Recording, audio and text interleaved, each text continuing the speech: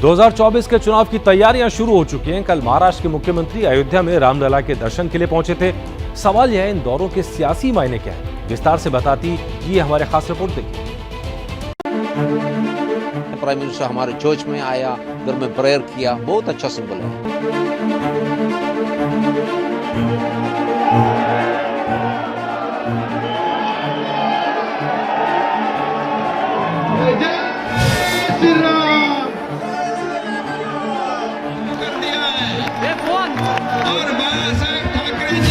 चौबीस की लड़ाई, हिंदू, मुस्लिम, सिख, ईसाई।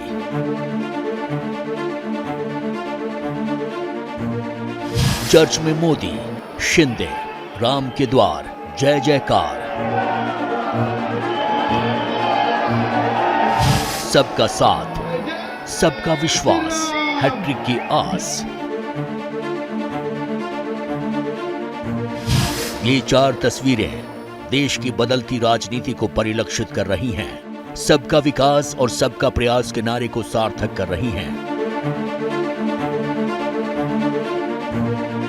देश की राजनीति में ऐसे विरले ही मौके आए हैं जब मंदिर, मस्जिद और गुरुद्वारों में माथा टेकने के बाद प्रधानमंत्री मोदी ने एक बार फिर राजनीति में नई लकीर खींचने की कोशिश की है।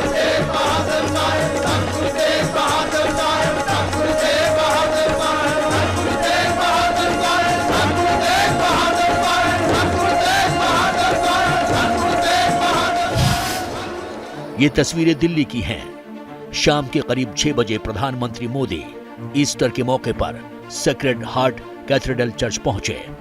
ईसाई समुदाय को ईस्टर की बधाई दी। प्रधानमंत्री मोदी शाम करीब 6 बजे चर्च पहुंचे। ईस्टर के मौके पर चर्च को खूबसूरती से सजाया गया था। प्रधानमंत्री मोदी के दौरे को लेकर ईसाई समुदाय के हजारों लोग चर्च पहुंचे थे। एक चतुर चितेरा जीत गया, मौत गई अब हार, मौत गई अब हार। गूंज उठा एक विजय का नारा गूंज उठा। वो लोगों के साथ सबसे अच्छे से उन्होंने बात की और उन्हें बोला कि अच्छा लगा। उन्हें पहली बार आए थे इस चर्च में, तो उन्हें बहुत अच्छा लगा यहाँ पे आके। देश की राजनीति में शायद ये पहला मौका था जब किसी प्रधानमंत्री ने ईस्टर के मौके पर चर्च का दौरा किया हो। इस वक्त मैं मौजूद हूँ दिल्ली के दिल सेक्रेड हार्ट कैथेड्रल चर्च में और यहाँ पर आज प्रधानमंत्री नरेंद्र मोदी कुछ देर पहले पहुंचे थे और यहाँ पर ईस्टर की बधाई उन्होंने सभी लोगों को दी। यहाँ पर क्या कुछ हुआ चर्च के अंदर, कितनी देर प्राइम मिनिस्टर यहाँ पर रहे, वो सब जानते हैं। यहाँ पर मेरे साथ फादर है, उनसे बात करते हैं। सर, सबसे पहले तो अपना नाम बता दीजिए। मेरा नाम फादर जर्विस डिसूजा हूँ। Prime minister was very happy, बहुत खुश हुआ। He could spend few minutes with us. क्या कहा उन्होंने? He felt very happy. He said he was very happy to be here with our Christian community. वैसे प्रधानमंत्री मोदी के चर्च जाने के सियासी मायने भी लगाए जा रहे हैं। खासतौर से इसे ईसाई समुदाय में पैठ बनाने के तौर पर देखा जा रहा है। हाल ही में ऑर्थोडॉक्स चर्च के प्रमुख वसेलियोस मार्थोमा मैथ्यूज ने प्रधानमंत्री से मुलाकात की थी। कोटायम में अपने मुख्यालय आने का न्योता भी दिया था। 25 अप्रैल को प्रधानमंत्री नरेंद्र मोदी केरल दौरे पर जाएंगे। इस दौरान उनके साथ एके एंटोनी के बेटे अनिल एंटोनी भी मंच पर रहेंगे। अनिल एंटोनी को बीजेपी में शामिल कराए जाने के पीछे ईसाई समुदाय को साधने के हिसाब से देखा जा रहा है। नरेंद्र मोदी जी के नेतृत्व में पूरे देश में हिंदू वोटरों के सहारे जीत का परचम लहराने वाली भारतीय जनता पार्टी के लिए केरल में चुनावी राह बहुत आसान नहीं है, क्योंकि वहां पर आबादी का 45% मुस्लिम समुदाय के लोग हैं। शायद इसलिए बीजेपी ईसाइयों को भी साधने की कोशिश में लगी है। केरल में करीब 18% ईसाई आबादी है। नागालैंड में 88, मिजोरम में 87, मेघालय में 75, मणिपुर में 41, अरुणाचल में 30 और गोवा में 25% आबादी ईसाई समुदाय से है। इन सभी राज्यों में लोकसभा की 29 सीटों पर ईसाई वोटर निर्णायक हैं। बीजेपी के लिए केरल में मुश्किल यह है कि यहां पर उनके आधार माने जाने वाले हिंदू वोट सीपीआईएम के नेतृत्व वाले एलडीएफ कांग्रेस की अगुवाई वाले यूडीएफ और बीजेपी तीनों को जाते हैं। ऐसे में बीजेपी के लिए केवल हिंदू वोटर्स के सहारे चुनाव जीतना मुश्किल है। इसलिए बीजेपी केरल के 18% ईसाइयों को अपने पाले में करना चाहती है। वैसे पूर्वोत्तर के नतीजों से साफ हो चुका है कि ईसाइयों को भी मोदी पसंद है। प्रधानमंत्री मोदी की सबका साथ, सबका विकास और सबका विश्वास वाली नीति के अब उनके सियासी विरोधी भी मुरीद हो गए हैं। अजीत पवार को सुनिए। उद्याच्याला जी व्यक्ती 9 वर्ष या देशाचे पंतप्रधान म्हणून काम करते, त्यांच्या नावावर 2014 साली जो पक्ष एकेकाळी फक्त 2 खासदारांचा पक्ष होता, तो सर्व दूरपर्यंत पोहोचला आणि पूर्ण बहुमताने निवडून आला।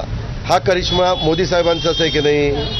त्याही काळामध्ये कुणी असं निवडून आल्यानंतर वेगवेगळ्या प्रकारचं वक्तव्य केले जातात, परंतु ते पॉप्युलर झाले आणि त्यांच्या नावाखालीच वेगवेगळी राज्य निवडून आलेले आपण पाहिलं की नाही? त्याच्यानंतर पुन्हा त्याची पुनरावृत्ती 2019ला घडली की नाही? आता 2014ला 5 वर्ष ते झाले पंतप्रधान, आता जवळपास 4 वर्ष होत आले। 9 वर्षांनी हे असले मुद्दे काढून काय उपयोग आहे? लोकांनी ते सगळं बघितलेलं आहे, त्यांचं कामकाज बघितलेलं आहे। अजीत पवार से पहले शरद पवार का रुख भी सरकार के प्रति सकारात्मक रहा है।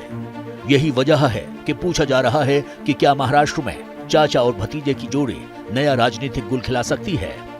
अजीत पवार के एक बयान के बाद जिस वक्त महाराष्ट्र में सियासी अटकलों का दौर चल रहा है, ऐसे वक्त महाराष्ट्र के मुख्यमंत्री एकनाथ शिंदे अयोध्या का दौरा करने पहुंचे हैं। सवाल यह है कि एकनाथ शिंदे के इस दौरे से उन्हें क्या हासिल होने वाला है। रामनगरी शिव सैनिकों से पटी पड़ी थी। दोपहर बाद सीएम एकनाथ शिंदे रामलला का दर्शन करने अयोध्या पहुंचे। महाराष्ट्र के डिप्टी सीएम देवेंद्र फडणवीस और सरकार में शामिल बीजेपी के 4 मंत्री भी साथ थे। 3000 से ज्यादा शिव सैनिकों ने शिंदे का स्वागत किया। शिंदे अयोध्या में राम मंदिर परिसर में महाआरती में शामिल हुए।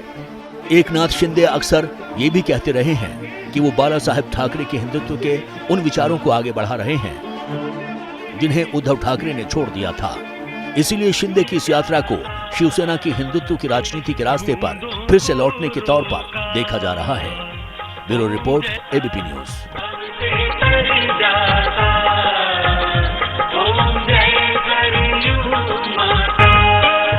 जैसे ही घड़ी का काटा दोपहर 2:30 पे आए, बबीता जी का दिल सास बहू साजिश के लिए मचल जाए। और ये है इनकी बहू, पूरे दिन ऑफिस की टेंशन हो जाए गॉन जब ये करें अपना फेवरेट शो फ्री टाइम पे ऑन। इनकी तरह आप भी देखें अपना फेवरेट शो अपने टाइम पर और डाउनलोड कीजिए एबीपी लाइव ऐप अपने स्मार्ट टीवी पर।